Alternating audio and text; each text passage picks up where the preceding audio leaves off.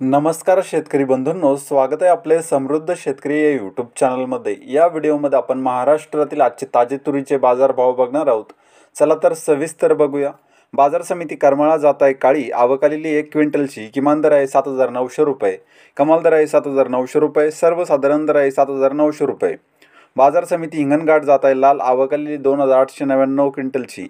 किमान दर आहे 6,000 रुपये, कमाल दर आहे 7,665 रुपये, सर्वसाधारण दर आहे 7,600 रुपये।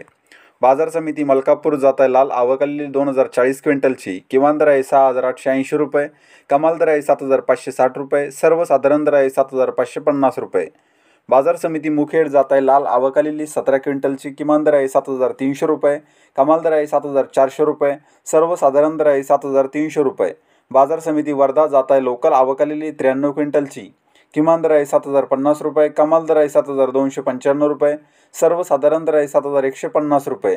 बाजार समिती जालना जात आहे पांढरा, आवक आलेली 1,630 क्विंटलची।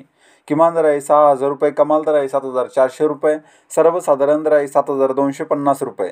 बाजार समिती औराद शहाजानी जात आहे पांढरा, आवक आलेली 282 क्विंटलची।